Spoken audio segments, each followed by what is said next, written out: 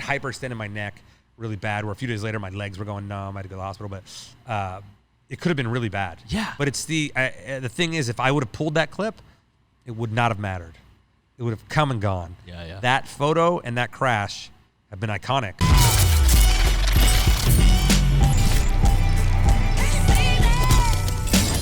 What's up, guys? Today's guest is a professional stuntman and a BMX legend. Please welcome to the JAMCast, Mr. Mike Escamilla. What's up, man? How you doing? How was the last name pronunciation? Escamilla is good. All right, it's yeah, good. yeah. It's like tortilla. It's nothing more nerve-wracking than you being right in front of me, man. So. Yeah, it's weird that it gets messed up a lot. I have friends that I've known for like 20 years and they still say it wrong, and I'm like, you know what my name is. You know. You know what's really funny? We have a friend too who's like, his name is Guy, but people call him Guy all the time. And I'm like, you guys need to pick one so that we're all on the same page collectively. You know? I mean, he goes by Guy. He does, correct. Yeah. Yes, thank you. You know the right answer. Of course. Yeah, it's amazing. Once he tells you once. You should remember it. Yeah. Well, it just, who cares how it's spelled? Right? Exactly. It's all based on the pronunciation. Yeah.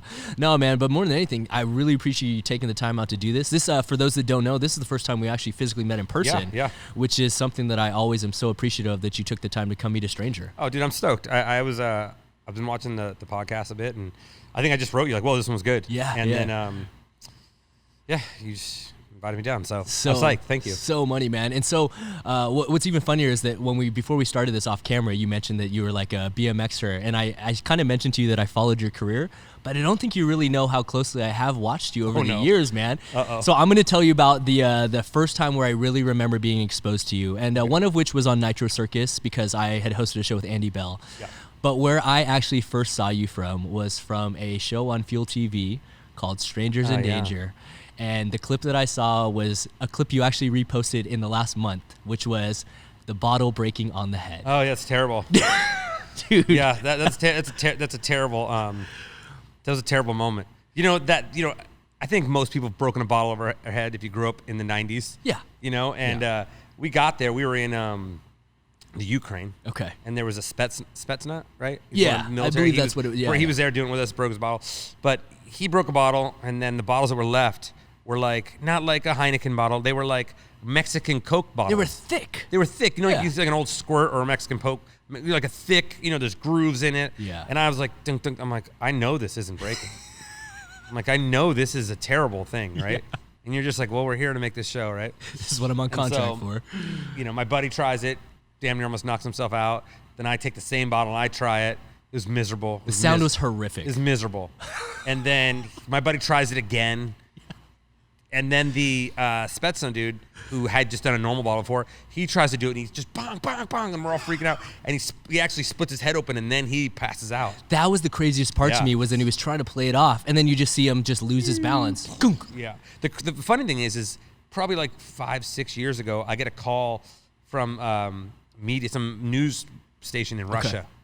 And apparently this clip went viral in Russia like years later. It just got re-brought up. Yeah. Oh, okay. And we're like, it's like the stupid Americans. That's what it's basically. We're like the most famous stupid Americans at the time, the most viral. But it was all these news sources were calling me from Russia.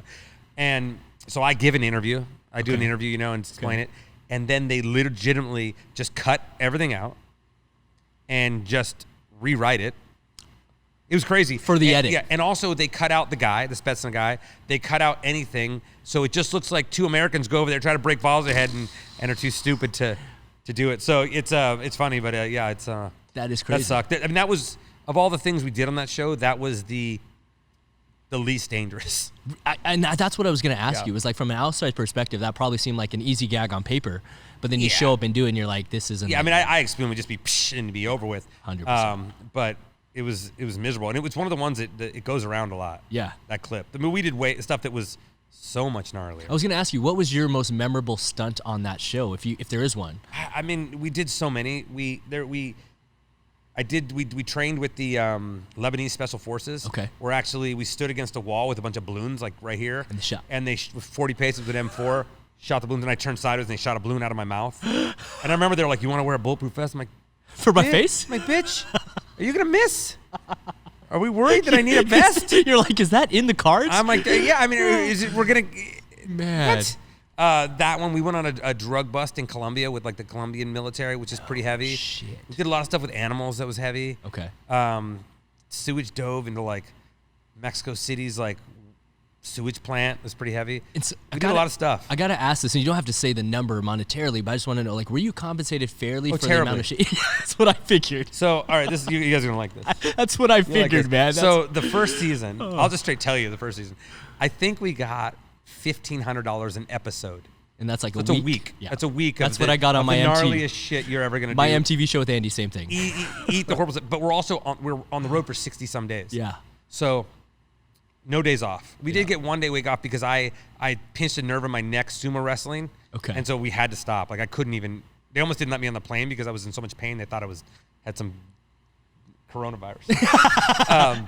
12 years ago. And so I think after, because I had a house, I was paying rent here. Yeah. After paying rent here and bills for a place I wasn't living in, I think I left for the summer. I made like $6,000 or $4,000 or something. No way. Yeah. That is brutal. Yeah. And then we did a season 2, which was, exponentially better. But I mean, I wouldn't take that job now on that, like it was like a weekly, I made like a weekly basically. And that's what's so crazy is that from the outside perspective, everyone thinks that once you're on TV, you made it. You're in Hollywood and you're getting paid all this money. And it's like, guys, honestly, probably about 90% of the time it's non-union stuff that is horrible. Nowadays, now that I've done enough stuff, like the thing about that show is that it got me to a place where I could ask for more and these other shows we did.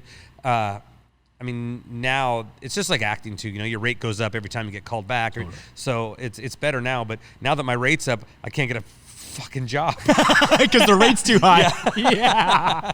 Priced himself out. No one wants to hire me. Too expensive, dude. Now no one wants to hire me now that my rate's up. That is a common problem that I've run across with some coordinators as well. Like one of my mentors is probably the highest paid fight stunt coordinator in the industry. And as a result of it, a lot of productions just walk away because they're like, we can afford to pay a brand new kid and have control over him and tell him what to do. And he's good. Yeah, exactly. He's good enough. He's good enough for us to pull the strings, No, it's TV is especially cable TV it's a different world. Okay. But I mean, if you're on network television or you got a show that, like if you're Dirty Job something, you're killing it. Ooh, You're killing it. Or like, I think the person that kills it the most is like Judge Judy.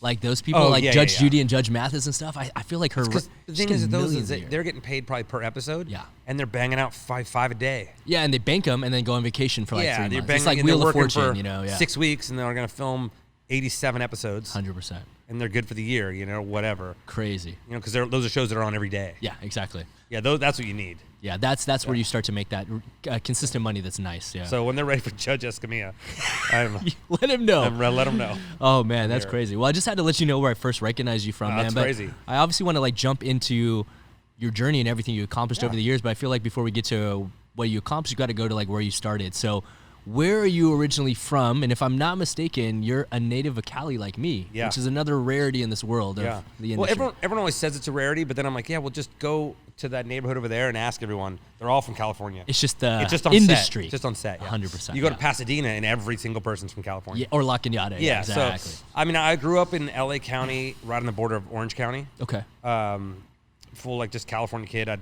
5 brothers and sisters. Okay. Four brothers and sisters. There's 5 of us. So 4. Whatever the math is on that. It's like carry the one. And I was rode bikes, surfed, and bikes caught my eye right away. Okay. At probably age 11, I started really trying to ride it, and by I guess 16, I was pro. Did anyone else in your family ride, or were you the first one? No, I was the first one. Okay. My brother skated, and I actually grew up like in high school, junior high and high school. There was 3 other pro skaters. Okay. We were all pro at the high school, so Jeremy Ray, Jonas Ray, and Paul Luna. So we kind of always just did stuff together. My summers were very much different, I think, than most high school kids. Jeremy was a year or 2 older, so he had a car. So by sophomore year, I was just like, okay, bye. It would be like 3 weeks road tripping around America with no parents. And, those dudes had money. They were sponsored, and so they just paid for everything. And no way. So it was different, And so, like, let's say, obviously that's like a few years back. What was being sponsored like at that day and age? Was it just free gear? Were you getting monetary compensation? I think I got my first paycheck was probably in 95. Okay. Start making money. I was probably making like as much as my teachers were. Wow. Which wasn't a ton. It's not a ton. In the 90s, probably probably making 30 grand a year or something like that. Maybe. But as a kid, that's hard to. It's a lot. Want to Yeah. go back to school. Yeah, I mean that was like senior year, so Okay. it's only for like 6 months of my senior year, and then that also I was also touring shows and stuff. So like the day after high school, I left on tour to go do shows. Okay. And we would do three shows a day, set up the ramps, take the ramps down, run to the next school or event, and so we'd make like $100 a day, plus per diem. So I was making I think $125 a day, 5 days a week. You make, you know what I mean, and weekends or 7 days a week. Totally. So you come home. I'm 17 because I was 17 when I graduated. So I went on tour 17, left home, never came back, and then I was making you're making almost $3,000 a month just on touring. That's amazing, especially for back then. And too. for me, I'm just riding bikes, so to me, it doesn't feel like work. Yeah, you're having fun still. I'm just it's what I would do anyways, And Yeah. I was going to contests. I was like, it was like doing the contest circuit. So there's nothing better for contests than doing shows because you're dialed. You're doing shows Got to hit your stuff perfect every time, live on command. Yeah, like you don't crash in shows. In those early foundational years when you started riding, how many hours a day were you riding? How many days a week? I mean, in the early days, I would ride from the second I got up till the second I was done. Till dark. You'd ride all day long every day. Okay. 7 days a week, unless you were hurt. Okay. Once it got into the late 90s, where that point I was traveling, I was going I was traveling all over the world and doing stuff. Then it changed a little bit because I moved to the mountains. Okay. For the winters, and so I would snowboard 5 days a week and just ride on the weekends. Okay. But you go through years, I think, as in those sports as a professional athlete, where you're like some years you're on it and you're doing great, and some years you're like, I don't need to do this all the time. Yeah. I'm the man. You know what I mean? And like your ego gets up you, and then you do terrible for those years, and then you need to get back on it. Train again. So you can be terrible for more years. Yeah, that makes sense. Is it safe to say that your family was pretty supportive of it, allowing you to skip school to train that much, or were you just doing it on your own accord? I would skip school for contests in high school. My teachers weren't very psyched on it. My parents sent me in all the contests. They were super supportive. I think at some point right around senior year, they were like, okay, maybe it's time you get a job. And then that's right when money started pouring in, right? Okay. I did have one job after high school because I was making money, but then it was like, it fluctuates. Yeah. And I got a job as a welder for one of the companies that built the ramps for the X Games. Okay. And it was like, it was right out of high school in 95. So, and I wasn't sure. You didn't know. Being a pro athlete then wasn't like being a pro athlete now. I was just going to ask about that. And you're like, I make some money, Yeah. And so I think I made like $20 an hour, which is a lot out of high school, Totally. 95. And I worked there for 1 month. Okay. And I was like blowing black stuff out of my nose, and there was other people working in the shop that were super dangerous. I built all the decks and the flat bottoms for the first X Games. Okay. And I remember just going like, dude, what am I doing? Yeah. Like I need to focus. I'm working 6 days a week. I need to focus on riding my bike. So I lasted 1 month. Okay. And they could suck it. And then did you hit the ground running, just pursuing riding full Yeah, time and at that point? I just was like, I'm just going to do this and figure it out. And then I just focused on riding my bike. And that's it. And, you had rough years and good years. And then I sort of, at the time, contests were the only way you could really make a living. Yeah. And so I didn't like that because I didn't care about contests. Yeah. So I was, because contests kind of had picked characters. Yeah. So I wasn't one of them. Okay. So I was like, I would get third place and beat all the dudes, and they would show one trick of me and the dude in 10th place, who was their guy, all their runs. And I sort of was one of the first, if not the first, BMX shift to make a living on video parts and demos instead of live contests. Competitions. Yeah. I didn't have to go. It didn't you didn't have to change. worry about podium. Yeah, it didn't matter. Yeah, because I could see in the long future that there was no future in that. Yeah, and it's also inconsistent. And it's also boring and it sucks. What was the first major sponsorship that allowed you to do that, or I guess pursue it on a more of a video level? I guess. Well, Etnies shoes. Yeah, that's what I was So curious Etnies about. shoes I got on in end of '93. Okay. And then I started a BMX team with them, '95, and then it got exponentially massive in a few years after that. And I was making enough. I don't remember what we were making, but I was riding for them. I was riding for Hoffman Bikes. Yep. I was riding for Arnett. I was riding for so by the end of 2000, late 90s, Hurley. So it was like Hurley, Arnett, Etnies, and it was a lot of stuff going on. So I was making decent money, and I was like, never going back to contests. Yeah. And I did. I entered a few here and there because they were like different cooler contests and stuff that were just designed different. But yeah, and then I just made it happen. And then you just kind of went with it. Yeah, it's interesting to hear that though, especially that you were more focused on the video thing, because correct me if I'm wrong, but you eventually did compete in X Games. Oh, no, I've been in like nine total. That's what I'm saying. Yeah, you've competed. No, yeah, from what from I've researched, you did 9 X Games. Yeah, from 95, no, 96. Okay. 95 was the first X Games. Yes. I was out with a torn shoulder, a tore in my backyard, so I couldn't go to it. Okay. And then, so 96 through like 2008 or 9, I did 8 or 9 of them. Some years I just didn't compete because you have to, back in those days, you didn't just, as soon as I got into the 2000s, you started getting invited. Yeah. The X Games means nothing. Yeah, totally. Because there was no qualifiers. Yeah. Back in the early 90s, late 90s, early 2000s, there was 4 or 5 contests a year you had to do good. Qualifiers. And then the top 20 dudes went. And so there was years I just was like, I'm not doing this. And then years I was just invited. And then when Mega Ramp started, that's when I started. There was the last few. I started doing that. And did you compete in the X Games just solely because you saw it as a platform to get your name out there? Or did you do it just to be included in something that was so special to the sport? At the time, you just went to contests. That was just what happened. Just part your sponsors flew to contests. Your job is to go to contests. Okay. And it was fun. It was different. You know, like those contests back in the 90s, it was insane. It's not like contests now where I know everyone's run. No, I'm not worried about anyone falling. I'm like, yeah, whatever, he's got it. Totally. Those dudes are dialed. But back then, it was like, you don't know what's going to happen. Dudes are like, I've never pulled this trick before. I've thought about it. I'm going for it in my run. No way. So it was just a different animal, you know? And then in 2005, ESPN called me. That's when they started the Big Air, you know, the big ramp. 100%. And Danny Way's big mega Big Air mega ramp or whatever it's called. And it had been out for a year or two and they wouldn't let bikes in there. And I was like, let me jump it, you know? And so about a couple months before X Games one summer in 2005, they're like, hey, you want to come try to set the backflip world record? I was like, yeah. Dude, you are the best at segues, bro. Like, keep going. So I was like, amazing. Yeah. I was like, yeah, I do. But there was no ramps to train, so I never jumped it. So I was like, yeah, I guess I'll just show up and do it. So I actually flew to Travis Pastrana's house. Okay. He wasn't around, so he's like, just whatever, stay there and just. And he had a foam pit. Yep. And he had a moto lip, so maybe someone was there to help me. Drug the moto lip back, 50 feet. Okay. And then I'd never flipped that far before. So I just did that. And actually then I 360'd it, which was way harder. Okay. And then so on the day, they were like, okay, you're going to do it today or whenever, Thursday, you're going to do it. Yep. You have 1 hour to do it. And there's no audience allowed. We're going to do it before X Games opens. And so, there were skaters there during practice. Yeah. So I'd never even jumped this thing yet. I was scared. So I rolled in. I think I probably jumped it and threw my bike, and then I did 3 straight jumps, terribly. Okay. Sketchy, just dead sailor. Yeah. And I'm like, well, I'll just flip it. So the ramp kind of had like, if that's your landing, right? This one kind of had like a slight downhill, like a safety case. Okay.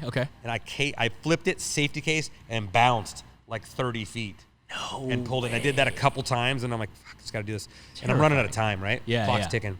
So I get one, but then also because I'm only doing it, the ramp's 50 feet, the sweet spot's 50 feet. Okay. The current record for a flip was 54 feet. So to beat it, you have to not land in the sweet spot. Yeah, you have to go. You got to overshoot it. But when you're overshooting something that is steep, if this is the sweet spot, you don't have to shoot much to be dropping. Yeah, it's going to feel horrible. I had to overshoot it. So I think we did, I want to say it was like 63 feet or something like that. Okay. And then I got that. And I'm like, I'm going to 360 it. No one ever done that. And no one thought it was possible. Yep. So then I 360 one-handed tabled it and got that. So that day I got 2 world records. I was going to say, and those still stand, right? No, I was going to ask you. No, they don't But back stand. in the day, it was longest backflip, longest 360 on a BMX bike. Yeah, and then I was never one of ESPN's guys. Okay. And so then the next year they opened it up to bike riding. Invited 5 dudes, and I wasn't invited. Okay. Only dude they have footage of doing it. Only dude ever done it. And you wasn't didn't get invited. And then one of the dudes, I think it was Jamie Beswick, who's like a big he was invited and he pulled out. Okay. And then they invited me like an hour and a half before the contest. Okay. And I was like, no. Yeah. Because of my ego at the time, which is stupid because I would have probably made 20 grand. I was going to say you probably had the most experience. Yeah, I would have got first or second. Yeah, you know what I mean? Totally. There was only 4 dudes in it, so I definitely would have got top 3. Yeah. So so that's how that happened. That is wild. Yeah. Man. But then it made SportsCenter clip of the day. Yeah.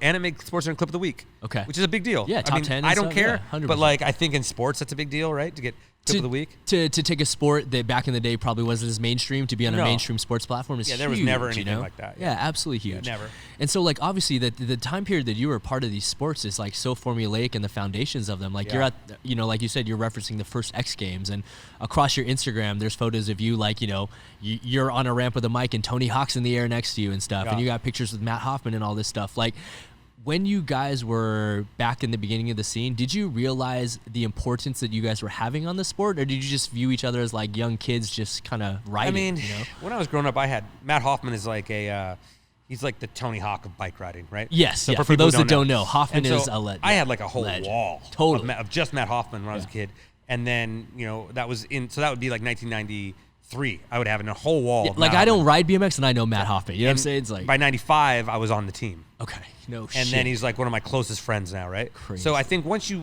on the team, you don't feel that way. Yeah. Everyone's peers, and I don't think we thought we were doing anything. We're just riding. Okay. I think it's the same way with stunts. You know, you don't know what movies are gonna look back and be like, dude, look what you did back then. Yeah. You're just like, how do I do the best right now? Because you're pushing yourself and you're pushing your skill set and your craft. Yeah. You know, you don't really think like, oh, people are gonna remember this forever.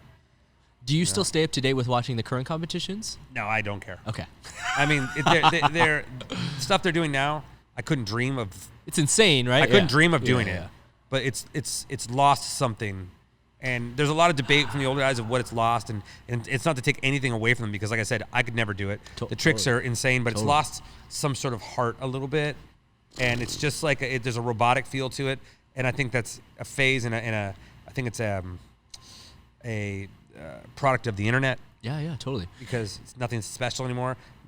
If you do something today, if you do something here today, a kid can learn it tomorrow. 100%. Right? Yeah. Where before, it had to wait for it to come out. Yeah. Something special, you're saving it. Somebody sees it and they're like, oh my God.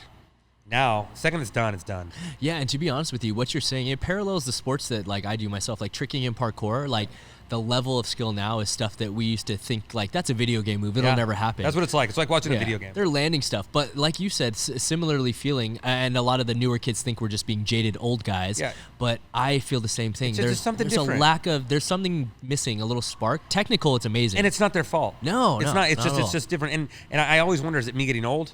That's what I think too. I ask myself, But then, no, it's not. Look at you young stud. We're trying. Yeah. We're trying. Oh, that is wild, man. Yeah, I was just curious, though, like for something that was obviously such a big part of your life. Yeah, I mean, it still is. I still ride. Yeah. I don't ride as much. Okay. But, like, I rode a pool. I mostly just ride backyard pools now. Okay. I just rode the other day. First time in a few weeks. Okay. But I think that it's not like something I do anymore. It's something that's a part of me, right? Okay. It's completely shaped the way I look at the world. Yeah, so yeah. Not doing it, it's weird. I don't wake up every day and be like, oh, I need to ride my bike. Yeah. But I also don't wake up and go, I wake up and I'm like, oh, I wonder when I get to ride my bike. Yeah. Right? It's just different. It's a little different. But I've kind of shut that part down though. Okay. I think that's a lot with stunts. I think one of my, I don't know what problems is, but like that's been an issue is people believe that I'm still full speed doing that and busy and gone, and I'm not. I'm 100% focused on movies. 100%, and that's literally what I was going to ask you next. Was at which point did you make the transition into deciding that you wanted to delve into stunt work separate from writing? Well, I mean, I've wanted to be a stuntman since I was a little kid. Okay. So like I did an interview in like 94 or 5 in the magazine that talks about I want to be a stuntman. Okay. And I'd already done in high school. I mean, my first stunt jobs were in high school, right? So like 94, I think is my first 94, 93 is my first stunt job. And then, but we're all bike stuff, and I do bike stuff, and I didn't really pay attention to it. I was so busy being a bike rider that I would do like some bike thing on some TV show or whatever. And it wasn't until 2005 I'd done like, I'd do like one thing a year, Okay. Like it wasn't I wasn't focused on.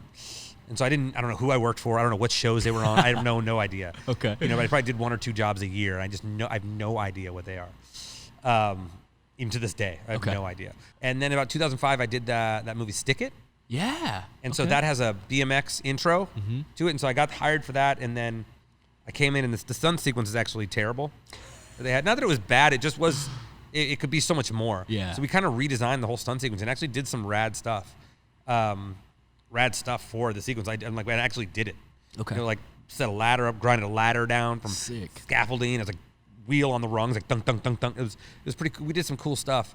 And I think me and Eddie Fiola. Yeah, okay. We did it. We were doubling the same person, and I think we got nominated for a Source Award. That Yeah, year, maybe for hardest hit. Yeah.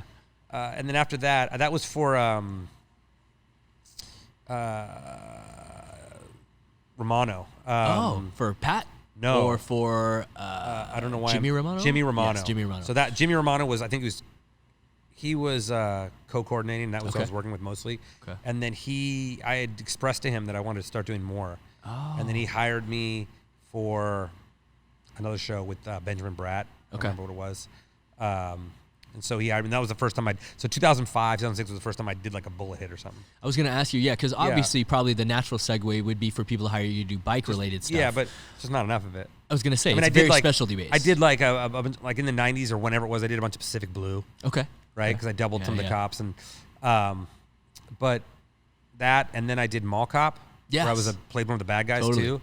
And then that was when I was like, I need to do this. Okay. But I was still in it with bike riding. Yeah, So it was just both. And I think because like there was I was posting so much, when social media started coming around shortly after that, I think it always just felt like I was doing that mostly. Okay.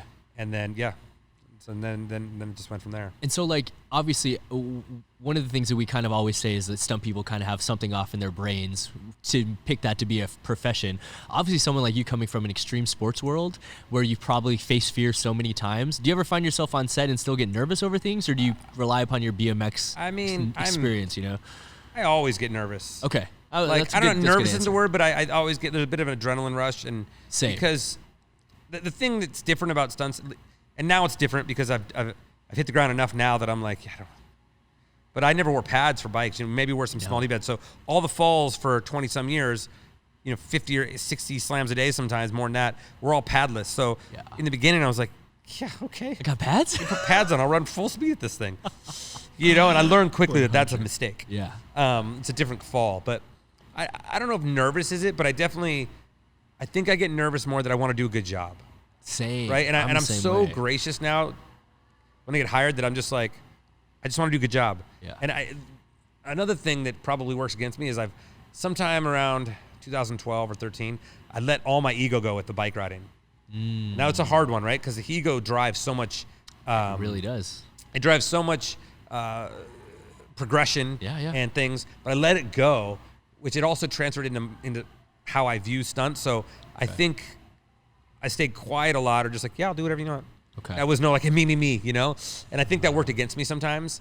Maybe I didn't seem as hungry. Yeah. But I honestly and now I'm just so grateful to work in general because I think I know what shitty work is. Yes. And how great we have it, right? So yes. I'm like, I will dig stunt ditches. Yeah. Exactly. If it's stunt ditches I'll do stunt ditches today. Yeah. But yeah, I just am glad to be working, and I just the nervousness is making sure I do a good job. Yeah, and I think that's a sign of any true professional that got good at any sport. Like you're used to just being a perfectionist in any just style. Just doing a good job. Yeah. And I get excited when I get to do. I mean, let's be honest, guys. Let's break the fourth wall here. Yeah. Let's be honest. I mean, I'm a brown. We're brown dudes. But I'm a beard. Yes. We know what part I'm playing. Yeah, yeah. You know what I mean? I'm a silhouette in the background. Yeah. It's falling down most of the time. Yes, yes. So we're not out here doubling the lead actors in a superhero movie. Yeah. Unless you want to come up with a character named like Thorhay. Yeah.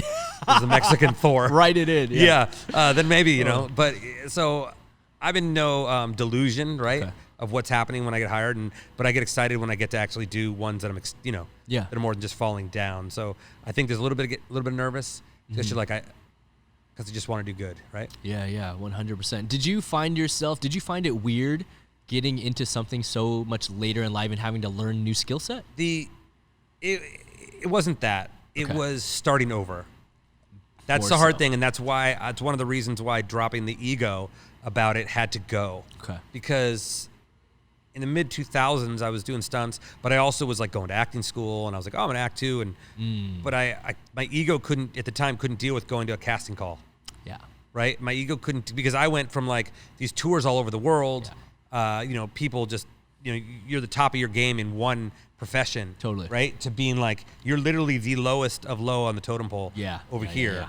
And because I didn't come from a stunt family, I didn't have really an in. I knew a couple people. Same. And so there was no special treatment or no one's giving me an opportunity because, hey, we know this guy's good. You know, because I know plenty of guys that get in a lot quicker than I did, and they're in, you know, and they're working all the time, and that has nothing to do with their skill set, meaning they are super talented. But the guy was a buddy of theirs, you know, and they put him on a job, which is what we all hope for. But I think letting go of my ego was a big step in being able to just enjoy working. Okay. And being able to be like, I can do this, because I wasn't thinking I needed to be somewhere else because I didn't deserve to be. Yeah. Right. Yeah, But as a in your young 20s, early mid 20s, you know, you have an ego thinking that you're entitled. You're entitled to it. 100%. You're entitled, and you're just, you know what? You're just not. Nobody owes you anything. Yeah. You know, you show up for work, you smile, you do a good job, and you hope they hire you back, you know? Yeah, yeah. And now, obviously, you spoke on fear very specifically, how you don't really get fear or nervous at all. It's not fear. I look at fear very differently, and I would assume that you probably look at the same, and a lot of the some people, I look at fear as lack of knowledge of the situation. So if you're scared of it, you just get knowledgeable about it, and then you can make an educated decision whether or not I'm over my pay grade. Okay. You know what I mean? If I'm in a place where I'm out of my pay grade and I need, I would never put myself in a situation where I'm like, yeah, I can do it, and then be like, oh, I'm dead. Yeah, yeah. So totally. I just get knowledgeable about it if it's something that I want to do. If it's sometimes, you know, the juice isn't worth the squeeze. Yeah. Right? There's definitely some things nowadays, not stunt-wise, but like bike-wise, that I'm just like, yeah, I don't need to live like that no more.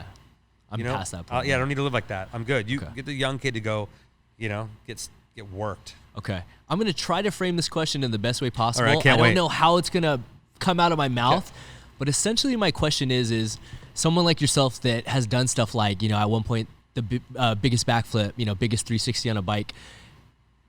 Were you chasing adrenaline rushes? Or were you just chasing improving your skill level, or was adrenaline ever involved in I don't think it's like when people say you're an adrenaline junkie. That's I'm why like, I don't wanted even to know what that is. Okay. That to me is like that's a silly, because I've never been like, oh, I want to feel the rush. Yeah. That's not it. I don't think it was ever that. Okay. I think that you were just. I think it's more of a creative process. Like you think of something, like I wonder if I can do it. Okay. Right? And then it's like a personal challenge. Once you get that little bit, then you're like, oh my God, I can do this. Oh my God, I can do this. I can do this. And I think those are the people who build the fundamental training blocks of what everything becomes. Okay. Right? So like I'd had a video part that came out in the mid 90s that at the time I was a little kid. No one knew I was. Yeah. I was like 15. And I invented like 10 or 15 tricks in the thing, but I didn't know it. Because you got magazines you saw magazines every month or so, videos would come out one a year. Mm-hmm. You didn't know what it was doing. You'd see Matt Hoffman do it, someone do it at handrail, and you're like, oh, I'm going to do a handrail. Okay. But you don't realize that that's the biggest handrail he's ever done, and you're doing ones that are bigger because you just assume that this is the one in my neighborhood. This is the one I have to jump onto. Yeah. And so I think there's that. And then there became a thing later that I just want to be places that other people have never seen. Okay. And not so much like other people, but I want to be places that I know that an opportunity that most people wouldn't be able to. I want to, you know, like I've flipped helicopters with the blade spinning. You rode on fire. Yeah, no one's ever been upside down on a bicycle over a helicopter. Yeah. Travis Pastrana did it on his motorcycle like 20 years later or something. Yeah. But things like that where I think it changes your perspective on life. Okay. You know, I've gotten to do everything I've ever wanted to do. You know, it's like wrestle, fight bulls. I've slept in Saddam's palace. You know what I mean? I've wings, everything, whatever it is. And that's not like, oh, look at me. It's just, it wasn't, the reason I'm saying that is it wasn't about ego or adrenaline. It just was a natural chain of events. Yeah, that makes sense. One event allowed me to do the next event. Okay. And then I was like, holy shit, I just did this. I wonder if I can do that. Yeah. I wonder if someone will let me go up there and do that. You know, and I have a real problem with with feeling fine about asking. Yeah. You know what I mean? Yeah. And that's half of it. Half of it is just asking, you know, like, I'm going to, okay, well, I'll be right back. You know? So yeah, I think it's that and also as a kid, I had an ego, a big one, and sometimes probably was a negative effect, but most of the time it fueled the fire to continue to push forward. Yeah, to push and excel. Especially after with so many injuries. Yeah. you know? Totally. And so, like, obviously, I was going to bring it up about that's one of the clips I also knew you for was the backflip over the helicopter, and also the riding with full fire burn going on while you're on fire. That was, you know, that was in 2000, and we did like 13 or 14 burns that day, and that was Tim Trella and Danny Winans. Was it really? Yeah, that's right. I met them. They just came to the warehouse, and I had hired someone else originally, and I didn't know nothing about it, right? Okay. And I hired someone else, and we did it, and it was terrible. Put me in like a driving suit and just lit my back on fire. But then at some point in the night, instead of wiping my face with gel, they picked up the rag in the dark and wiped me with the fuel. And my eyes just started burning. No. So that was the end of that way. night. It was gnarly. I don't know who it was. I found the pictures the other day, and I was like, crazy, there's no pictures of these guys. But then Tim Trella and Danny just, like I said, we did 13 or 14 burns. Okay. And each one was probably a minute or so. Yeah. And right in the middle of one of the airs, the whole world just flipped upside down. Okay. Like my equilibrium. And what I think happened is all the tea tree and everything, it soaked into my body, and I'd gotten high. That's possible. I thought that's the only thing I can remember. Yeah, I mean, it was a long time ago. But yeah, that clip, which got me a lot of grief in bike riding, is people thinking like, oh, he's lost the plot. Yeah. That clip has been responsible for so many jobs. Just because of that. And that those clips went everywhere. Okay. Went everywhere, you know, so for so long. Yeah. There's one other clip I've always wanted to ask you about, and you pipe? actually... Is it the full pipe? It is. It's the crash?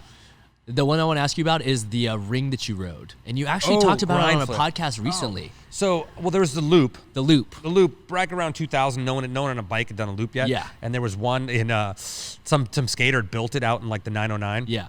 And they were like, hey, it's getting torn down tomorrow. I'm like, okay, well, I guess we're going to go do it. And I'd never done it. I had no idea. Okay. We had no pads, no crash mats. I should fucking do it. And so we went out there. There's a whole drama getting out there. We show up at this place. All we know is that the guy on the phone's like, hey, it's at my grandfather's house, at Bill's house. He's kind of crazy, so he may come out with a gun, having like flashbacks, and like just wonder who you are. And I'm like, great. Awesome.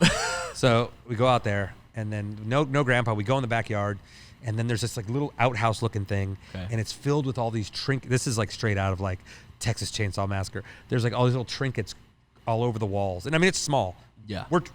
You could fit this in there, you know, and a chair. Okay. And then there's this lady in there in like a dress from like, looks like the 1800s. And she's a bigger lady, and she's sitting there listening to a record player in it the whole time, like 40 feet from the full pipe. Okay. And she never even acknowledged that we were there. She just, it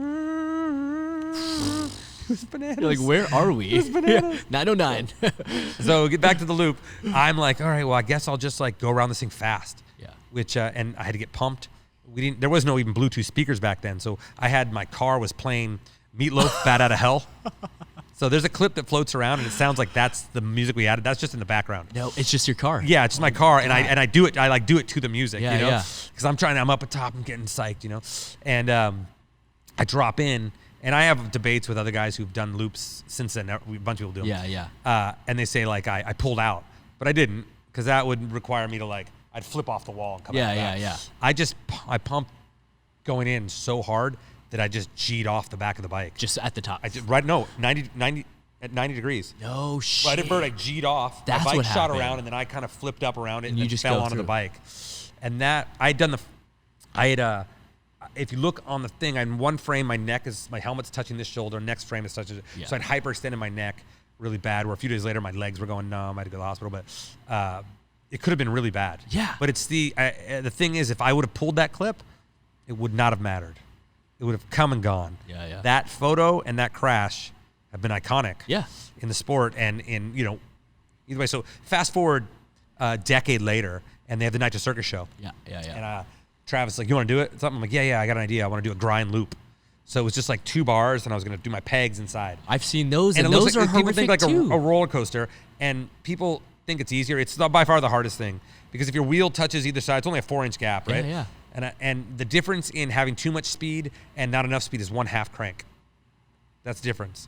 Because you go too fast and you G out, you go too slow and you fall out of it. So we had built a platform where I could just slide through it and fall onto this platform. Yeah. And finally, at some point, and everyone's there. Hoffman's there, Hawk's there. They've all just come to watch. They've all just drone in to watch, right? They're like, I'm going to watch this. Because like we've seen you do loops before, and we know you're not that good at it.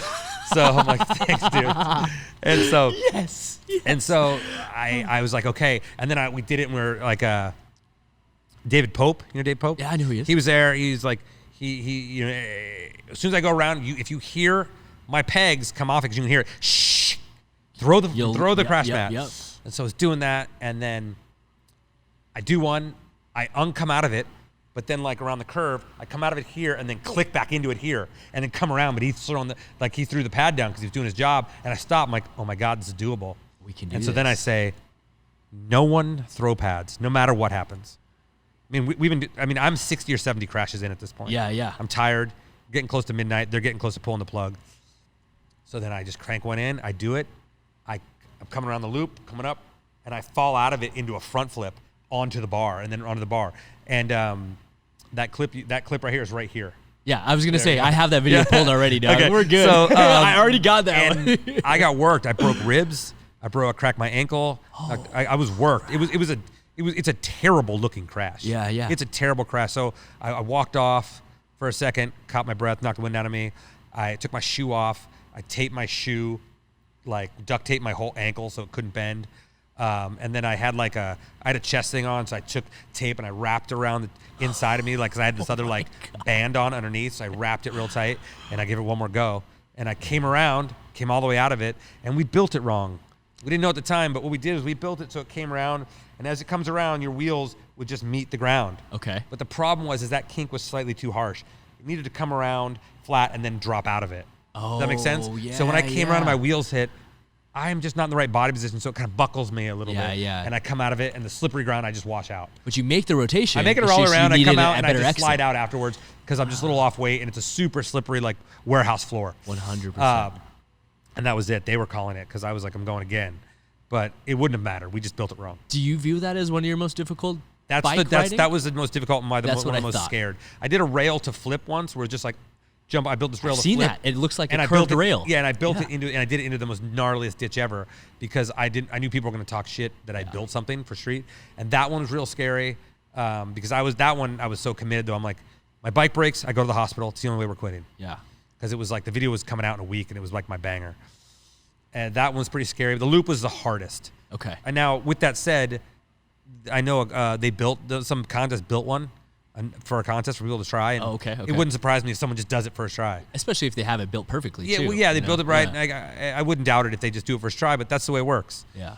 Everything's doable once you see it, you know? I was going to say, you open the realm of people's Yeah. brains thinking it's possible, and then someone else comes along and Just does it and makes it like, well, what's the big deal? I'm like, yeah, and I always get the, well, do you feel like you've been one-upped? I'm like, you cannot one-up someone 20 years later. I was going to say, you the can't do time it. That's not it. perspective alone. That's just, yeah. that's not one-upping. That's just progression. You're just rehashing something that was done already. You're just progressing. Yeah. You're doing it, or you do it one better, a little that's what it's supposed to do. That was the reason to do it. Okay. You know, if people, I always thought you wanted to do. I always shot to do tricks that I couldn't or someone else couldn't recreate in a week. Okay. But after a certain amount of time, you hope that they get recreated because then you know you did something that affected and contributed to the sport. Yeah. Right? If you do this one thing that no one ever does, and not because it's not gnarly, because people are doing gnarly stuff, but it just ends up being a non-issue, non-point. I don't know what you call it. It wasn't. That doesn't tell me you were ahead of the curve. That tells me you were doing something else. But when you do something, and it takes people 5, 6, 7 years to catch on, then you know, oh, we were on the right track. For that, yeah. It's the right track. You know, people just weren't ready for it yet. Yeah, 100%. So, which, there's been plenty of things that I've tried and failed, and some things that happened. So I'm grateful for the things that happened, Yeah, 100. And I'll preface this next question by just reminding everyone that Okay. you are fully healthy right now. You're not I'm injured. good. But I just want to know, what would you consider your worst BMX injury in the past? BMX injury? Yeah, BMX injury. The one that was the longest stand is this hand doesn't work. I got cut my nerve. My left hand doesn't. I can't close this hand. So yeah, I can't. Yes! I can close it, but I can't put these fingers in, and Okay. it's my fingers closing. Oh, But yours is stuck. I can't do this. I can't go up. Yeah. So I look at crazy. that was cut a nerve at a contest in New York in the '90s. No way. But my worst injury there's a lot of them. Yes. But one of my worst injuries is Is it the tackle? yeah, I got Okay. tackled. We did this bit for an MTV pilot once. Yes. That was what's worse, a bike crash or getting tackled by a Professional football player. Yeah. And these dudes were I don't know, maybe college or professional, dudes you'd never heard of, right? Yeah. But they were 280 pounds, and they said they're going to hit me about 80%. And And I you're made just standing still. no, catching a ball, and then Oh, so I'm running to catch a ball, and he's just running at me. so you're blind. Right? blind. But here's the mistake I made. I let the TV guys dictate what direction. Because, you have one side that you catch a ball better. You favor one way right? better. And you have one side that, if you're going to do a roll. Yeah, you're going to go one way, yeah. So I'm like, the sun was in the wrong direction the way they want to shoot it. And I should have said, just flip. Go the other way. Yeah. And so I'd rather catch it like this, and I caught it like this. When I got it like this, it's just the awkward. You're just not used to falling that way. Yeah. So when I fell on my elbow, and it popped something called an intercostal fracture. So your ribs, right? You have your ribs. These are ribs. It went and tore the meat in between. Oh, and there's a sheath on your ribs, and I pulled it off that. And we're in the middle of filming this still, so I did that. It was the worst pain I'd ever felt in my life.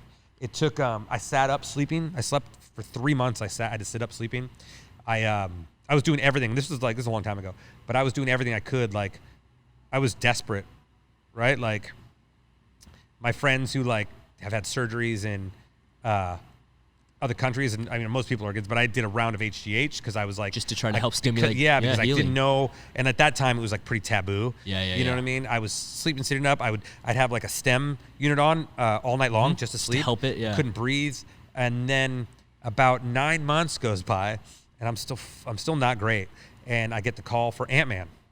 Oh right? my God! So I get the call for Ant-Man to come in and do it. So I'm like, good. Yeah, I'm good. And then I'm good. I'm like, sweet. And I end up with a gag that's like a dead man. Okay. Wrapped. Oh my. Right? And I'm like, God. oh, this might be bad. This is bad for the ribs. So I'm like, okay, Trev, I could do that, of course, knowing that it's one and done. I was gonna say you're gonna be out. It's one because this was healed, but it wasn't healed. No, you'll be out. And so 2 nights before we had to do that gag, we were in Peachtree, and it was like, dude, it was a bunch of us. Holland Diaz was one of them, and we were driving golf carts like idiots from the hotel to down to get some food or whatever it was, and we're coming through this gas station, and gas stations, the tank, the tanks are kind of this far apart, and you can kind of go in between them. Yeah. So we're just trying to drive underneath this gas station, and Holland does like a flip. I'm holding onto the back, and I'm just holding on. I might have had a drink in my hand, and he swerves it like an S-turns, like a chicane through the middle of them, and I go flying. No I go way. flying and re-tear it. Before the gag And I'm like, oh my God. And then, and I'm stressed, right? It's no one's fault, right? Yeah. You guys are horsing around on your off time. Holland was being Holland, and I was just being a pussy, apparently. Oh and my God. He does that, so I'm like, oh my God. I'm like, can't breathe again. Yeah. I'm like sleeping up again. I'm like, so I call Trevor, Habitat. I'm like, hey, so I'm dumb, and this is what happened, dude. And he saves me, man. He's like, oh, I'll switch you out in the spot, dude. Wow. I forget who the dude was, an Atlanta local. He put him in that spot. That dude ended up tearing his shoulder or something on the gag. On the gag. He put me in this old 40s Jeep, and I had to come down in between a corridor with cameras on each side and around a corner into an explosion, right? Okay. So it was awesome. All of it got cut. That whole scene got cut anyways from Ant-Man. But Trevor, good, solid did me a dude. solid, because it would have been one of those ones where you're like, how do you explain that? Yeah, 100%. Like, it hurt at night. I got hurt before. Getting a Coke. Dude, and it's funny when that happens. It happens, and when it does, it's like, well, what do we do? Well, you're on contract to be working for us, and I'm not going to say this guy's name because I don't want to throw him under the bus, but you'll know from Mandingo. Yeah. You heard about his on the one wheel? Oh yeah. Yeah, and it's just crazy what could happen when you're just on your off time. But that's just it. It's just and we weren't doing anything. I wasn't doing anything reckless. Totally. We just were goofing around. You know what I mean? Like, you wouldn't think that, just that's why they're called accidents. Yeah, same as the one wheel. It's but like it doesn't matter riding. if it's an accident or not. It's your responsibility, right? Totally. But yeah, then it took back to that. It took another couple months to heal, and even now, I can't lay on a surfboard for I can't lay on my stomach without there being just some scar tissue there. So, anyways, that injury is terrible. I have a few bad ones, but those ones are the ones that are I remember there being issues with. Yeah. Right. Other ones are just there's a long list. It's a longer list. It's a longer list than most people 100. would admit. Okay. And then I would say, separate from obviously stunts and being a legend in BMX, I think one thing that you've also just constantly been involved in is television. Yeah. I have maybe 80 or 90 episodes of television. Yeah. And generally speaking, where you're in front of camera, on camera performance or hosting. You know? Most of the time it's I like to do stuff, because before that was a thing I was doing. Yeah. I'm not pursuing that now. If something came my way, you take it. I'll listen to it, you know. Yeah. But I'm not actively looking for it. Like I said, I'm focused on putting my energy stunts, and to be honest with you, now if I have something else going, I will cancel it to do stunts. Same. You know what I mean? If it's a job, you're like, I'll take the stunt job. Yeah, I'll do it every time. You know, even if it's for less money, because that's what I want to do. You know? That's where you want to be headed. That's right. Yeah, I want people to know that I'm I'm around. 'Cause that's been my biggest hurdle. Yeah, totally. But yeah, television. I'm more of a participant host, kind of like a Mike Rowe Dirty Jobs, where I'm doing it. Yeah. So I've had we did Strangers in Danger. Yep. We did a show called World Adventure Sports. Okay. I did a show called Desert Championships for Baja Desert Championships for the El Rey Network, which is that was the first job I did, like a stick mic reporting. I did my own talk show for El Rey. I was on a couple seasons of LA Inc. Yeah. I don't know how that happened. And then so it's been a lot. I've done a lot of television. And I was going to ask you, now that you are involved in stunts, obviously performing in front of camera, do you have a preference for one or the other? I mean, I like falling down. Okay. There's some I know I have other people who said that's the dumbest thing, and other stunt guys and friends just like, what are you talking about? I don't want to hit the ground. And it's not that I want to get beat up or something. I just think that it's become, as I get older too, like it reminds me I'm still doing it, you know? And I think my life has just been a constant of falling down and getting up and doing it, that it just feels normal a bit, you know? There's definitely days where I'm like, I don't want to hit the ground today, as we all do, you know? But I like that. I like doing TV in front of stuff when it's participant, when we're doing wild stuff. You know, we did wild stuff on that one show. Yeah. When then the World Adventure Sports for NBC, I was traveling all world doing like touristy stuff, but it was like we go to New Zealand and do every tourist thing possible, you know? How could you not like that? It's like being on vacation. Yeah, and you're getting paid, it's like to compare it is something, you know, it's like, hey, did you like going to New Zealand and doing everything they have to offer there for 2 weeks? No, it's horrible. Yeah. So, you know, and that's what I was doing at the time. So I think it's hard to tell the difference, because at that moment when I was doing it, it was the best. It was the thing I wanted to be at. Yeah, so it's hard to remember back and say, nah. And for someone that's done so many things, like across so many platforms, like how do you find balance in your life, or what do you enjoy doing, I guess, on your non-work time? Nowadays, I mean, I have a 7-year-old daughter who's like the cross between Punky Brewster and Bill Burr. No way. She's so rad. I see you guys go on tons of road trips. Yeah, tons of road trips. She's a little savage. So I'm raising a pirate, you know? Okay. And she's, most of my time is spent with her. Okay. But that's what I do with most of it now, is her. And I ride my bike. Riding my bike now has a totally different meaning for me. Like, it's hanging out with the older guys that we traveled all over the world with. Yeah. And now I don't get to see them very often, so we'll get together a few times a year, or, you know, go ride a pool once a month. And it's just a different, you know, it's like just get to hang out. And I probably have I only do 5 tricks nowadays, but it's same with me and you know flipping, what I mean? dog. But it's like I got 5 flips left. It keeps me safe. Like, I know if I do them in a swimming pool, they're hard to do in that pool, and they challenge me enough to feel like I'm still doing it. So I like that. So balance is a hard one. I think the question is feeling like I'm a part of something. Okay. You know, I think that because I was a part of something when you're on these things. Totally. And then the thing with stunts, it's always, because I don't get to get on runs, long runs, you know, where you feel like I'm a part of this. Yeah, like I'm on the core team. Yeah, I'm a part of this. So it doesn't feel like I don't feel like I've built something at the end of it, you know, where you guys will, you know, design the fight, previs everything, and then they're in the movie, and you feel like when you see the movie, you're like, oh, I did this. I got you. You know, I'm like, got it? Yeah. You know, I'm in it, you know, like even Guardians, where I was on the core team for Guardians 2, I think I died 30 times in that movie. Okay. You know what I mean? But I can't find them. Do you know what I mean? Or they're just so far away, you know, or whatever it is. Totally. I'm blowing up in space or whatever.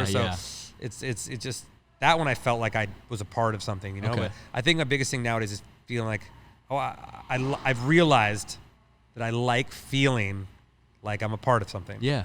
And it's important to me. So I think when I can get involved in things, even if they have nothing to do with stunts, just friends who need help, or things that I could use some of my. I know exactly. Because I have a lot of connections based on just being around for so long, right? Totally. That I can point people in the right direction and maybe help out with something, makes you feel like you're a part of something. Yeah, I totally agree with you. I funny enough, a couple of weeks ago, I had a random last minute job that came up, and I needed a rigger. And it was like a non-union job on a Sunday, Yeah. and I was hesitant to call my normal guy, and I called him, and he's like, I'm down. I just want to be on set. Yeah, I just want to be able, yeah. I'm like, wow, I've been panicking, worrying about calling you for 3 days because it's Yeah. a weekend and it's not a normal pay job. And he's like, I just want to be on set, man. We did something the other day that was like 20-some stunt dudes. It was for the Billboard Music Awards. Okay, sick. And we did a bunch of like, not precision car driving, but we did like synchronized swimming. Yeah, totally. And it was for that artist, The Weeknd. Oh, yeah. And so it just aired like a couple weeks ago. And like that, I was like, it wasn't union. And I was like, I didn't know what we were doing. I didn't know what it was at all. But then it was just great to be there. Yeah. With 20 other dudes focused on one goal. Yeah. And everyone's, that to me is like, doesn't matter if you're doing the biggest stunt in the movie or the smallest stunt in the movie. The thing that I like the most is all these dudes working towards a goal to create something. It's like, it's something that I think most people don't get to experience. And the thing that I have to remind everyone about is that we're not only creating something collaboratively, but we're creating something collaboratively that's going to live on film forever. Forever. And that's the important thing for me. Yeah, and I honestly feel so, whether I'm working a lot or not at all, every job I'm so blessed to get. Yeah. Because I don't think people realize how lucky I've been on a few jobs. Well, we've all been where you have, you always have that one couple dudes who are complaining about stuff. Always. And you're like, bro, this is better than drywall. I promise you. You don't have to be here. You don't want 1,000 a day? I promise you, Yeah, I promise you. Totally, dude. There are plenty of dudes here. I was that guy when I got jaded before, so I've been there. I've been a burned out guy. And it's nobody's fault you get jaded. That happens. Yeah, I've been there. And I think that happens, not to everyone, but I think most people that'll happen. Yeah. And you either be done with it or you come full circle and you're like, oh. I fell back in love with it over time. Dude, that's everything. Yeah, totally. Yeah. And I also think that you have to be, knowing that, you have to be able to recognize the other people who are in that cycle. Yes. Instead of just quickly judging them quick. Yeah, Don't worry, that, and it'll either go away. He'll either go away. Yeah. Or he'll realize this is where he is the most happiest. He just has gotten used to life being so good. Yeah. That when something isn't perfect, it's can't handle it. Yeah. Your brain what we do is hard. It is. I don't think people realize, most people don't realize how hard it is. Yeah. On mentally, physically, mostly mentally, to be honest with you. I was going to say being mentally, gone, being a part of a friends group that isn't in stunts or working in the industry, and then just disappearing from that. Yeah. And then being, not feeling like you're a part of that, and family, and everybody has hard times that they just you got to sort of give leeway to. Yeah, 100. There's obviously pros and cons to anything in Yeah. life, whether it's a job or a hobby, But I don't know anywhere else I can make the money we do and laugh on set, laugh at work the way we do, 1,000%. That's the best way to put it. I don't know any other job, Yeah, not one that we can get paid this well. No, yeah. It's awesome. That's great. And so obviously we've asked you what your favorite stunt was BMX wise. Is there a favorite stunt or favorite project you've worked on as far as a stuntman? Oh, Or even, I guess, question. and even if it's not hardest stunt, another question I ask people is like most memorable project. And that could be because it was so difficult. I'm going to say the project we did last summer. So middle of the pandemic just happened. Yeah. Started, and El Rey Network, which is Robert Rodriguez's network. Yeah. I had done a TV show for them, a host, and they called me and go, hey, would you have any interest in making like a talk show for really like a inexpensive talk show? In the back of my head, I was probably like, nah. Because I'm just tired not of doing on the agenda. Yeah. Well, not that I didn't want to do it, but I think there was a there was a time where I was tired of doing things that were always so low budget all the time. I you just totally want to be so understand badly. what You you just want to mean. be a part of something where you're like, I'm gonna do whatever I want. We're gonna do something awesome. Budget. Yeah. And then I came to my senses and was like, yeah, because I really am a fan of Robert Rodriguez and that network and El Rey. And when I worked with them before, they were by far the coolest network I'd ever worked for. The coolest people, the most understanding, the most it was like hanging with your buddies. Okay. It was awesome. It was like being in a core team. That's how it felt. Yeah. Okay. And so I said, okay, yeah. And so I was like, we're gonna do a talk show. They ordered 6 episodes for very little money and almost impossible amount of money. And so I called a lot of people. Okay. And we got stuff done, and I made like a stunt sequence in the beginning. I'm sort of getting into set, where I'm sort of running and I'm falling through tubes and I'm getting kicked and I'm jumping holding onto helicopter skids and flying away and then dropping down, and then I get in a DeLorean and then all the sparks go and I'm in the office, right? And I think doing that was fun because it was like, you have to have this in 2 weeks. Yeah. and there's no budget, and you can't pay anyone. You have like 2 dudes that are helping you, 1 dude that's helping you. So the helicopter gag, I talked to some people on the best way to do it, and I had $800 for a helicopter. I called my buddies, like $800 for the hour, and so we had 1 hour. 1 hour. I have 1 hour to get this done. So I drive down to San Diego, and he's in an airport in San Diego area, and he's like, we have an hour. He's like, okay, well, we're gonna fly down to the Mexican border, and just go into some Indian reservation, like canyon, and so we're gonna land. It took 20 minutes to get there. Okay. We had 20 minutes to. I just harnessed myself up. It was just like a cable that came through and then back into the jerk vest. Okay. And then we had 20 minutes. We had 1 cameraman, and I'm just talking to the pilot while I'm hanging. Okay. He was on the ground, and we did 3 or 4 loops of it going up, a couple hundred feet. Yeah. Loops, and then we unhooked, got it, and then 20 minutes back. No way. So it was just like for the one shot. Yeah, 1 shot, and it was, it was. I don't think it was sketchy. Some people do, I think. Yeah. But it was safe. We Yeah, were yeah. safe. But it was like it felt like I was a kid again. Like, this is what we're gonna do. We're getting it for the love of it, and we're all trying to make cool things happen. 100. And another bit of and another part that I really love in that, at the end of the episodes, I get up, say thank you to the guest. I talk about, it's been great, but I got to go, and then I run and I dive through a wall. Yeah. But then I had built a wall in the back of a sky van and painted it to look like the plane. Okay. And so I then ran and jumped through that wall, broke the drywall wall into a skydive, and then that's how I left the episode. Every episode. No way. So that was probably my favorite, and I think it was because we were in charge. We wanted to do everything. Yeah. You know what I mean? Not that you don't want to do it, but it was fun. It felt grassroots. It felt like what it did when you were first starting to do stuff. Yeah. Like those first few jobs you're on that just feel so new, and you're just stoked to be there. Totally. And like, you're not sure what's going to happen. You're a little nervous. Yeah. And so I think that was probably my favorite. Okay. Guardians 2 was great. Yeah. Just because it was such a good, but also I was on a Suicide Squad, this new Suicide Squad coming out. Okay. And that crew was a crew that I will always remember working for. The Australian crew was really a pleasure to work for. I just worked with one of the guys, one of the assistant coordinators, actually. I just worked on a job in like 3 weeks ago. Yeah. Oh, yeah? Yeah. And those dudes were, the way they talked, the way they treat the stunt guys, and awesome. it was such a great experience for a few months. Okay. But yeah, it's hard to say what the best is, man. And that's a good problem to have, right? Where it's like you have so many good memories that you're like, I can't pick one. Yeah, but at the same time, maybe I don't have enough. Ah, true.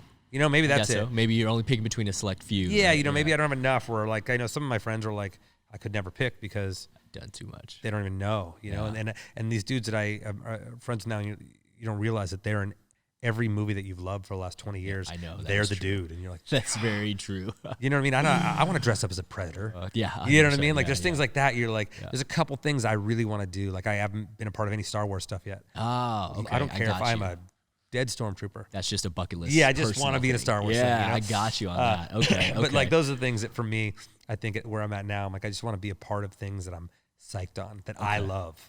And now, separate from like, let's say being in something Star Wars franchise, is there any specific gag you want to check off the list? And I only ask it because like in BMX, I'm sure you would set some goals. Yeah. And for stunt guys, I feel like most stunt guys are like, I want to eventually do a cannon where I flip myself in a car, or you know, some guys are like, I want to do this. But. I mean, I'd like cannon would be cool. Okay.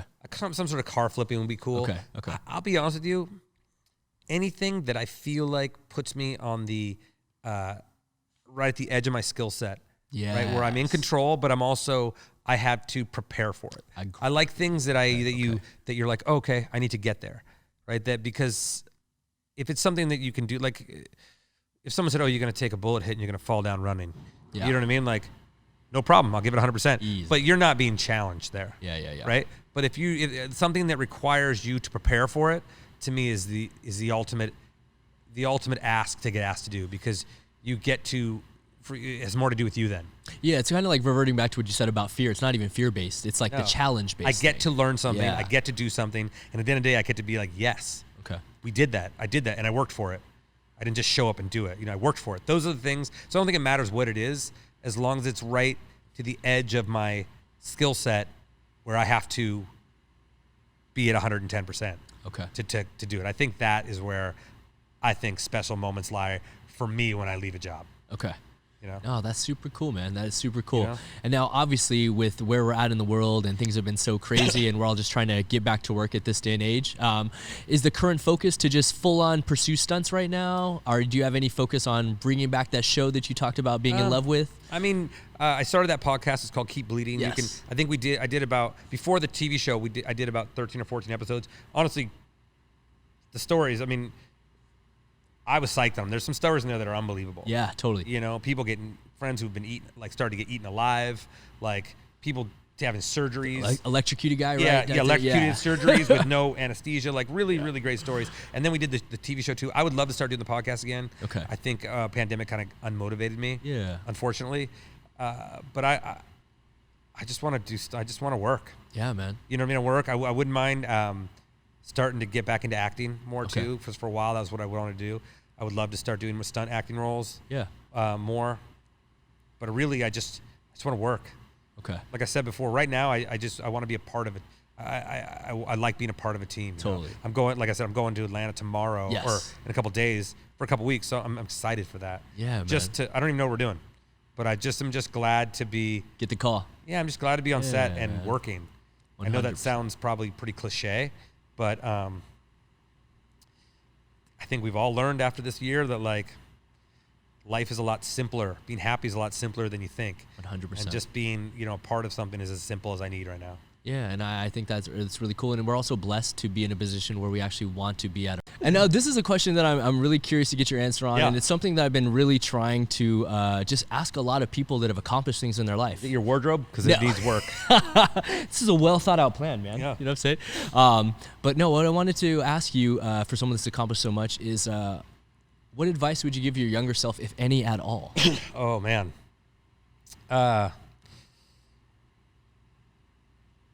Smile more. Really? Okay. Yeah, smile more. Okay. Because you're exactly where if you're chasing your dreams, no matter what part of your dream you're at, you're exactly where you're supposed to be. Damn, cut that soundbite out, guys. cut that soundbite out. That's the start of the episode. Do you know what I mean? Because like, man, if you're someone who is actively working towards your goal and is someone who is progressing, you're always going to want more.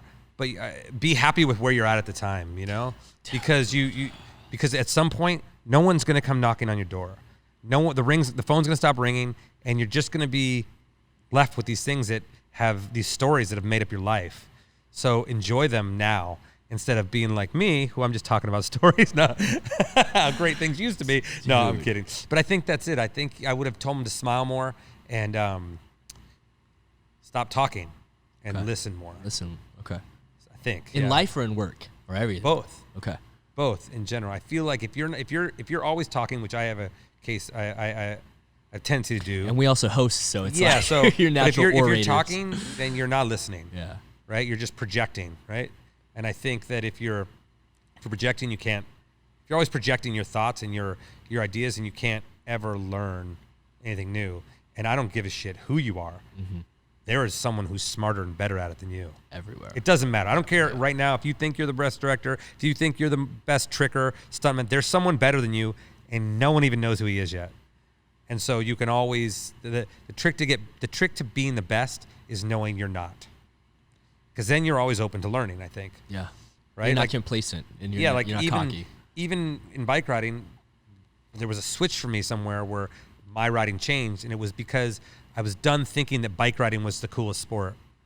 I started snowboarding, I started skydiving, I started surfing, I started doing this, and I realized all these things, I can take a piece of all of them and then, make them my own. And that's, to me, is where growth happens. Okay.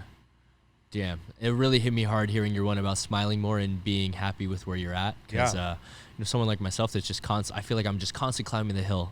What's the next thing, and it's hard for me to sometimes appreciate where I'm at.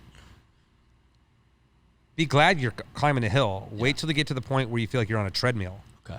Right? Because then you're, at least in the hill, you're still at my moving own forward, pace too. But you're still moving forward. Yeah, totally. There's a peak to reach, but when when you start feeling like you're on a treadmill, then you're just like you're just moving in place. Okay. That's the tough part. Okay. I think that's the tough part. That's when you have to reevaluate and reinvent. Okay. And rethink what you're doing. You know, sometimes you need that for that ignition to happen. Okay. But if you're still climbing the hill, dude, That's you're in the good. right place. That means you still got somewhere to go. Okay. It's worse when you're going down the hill.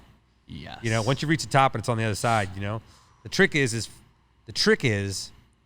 getting to the top of the hill and getting on some sort of aircraft to move to a different and then mountain. Go to the next mountain. You know what I mean? Don't even look down or back. Yeah, that's it. That's the trick. Okay.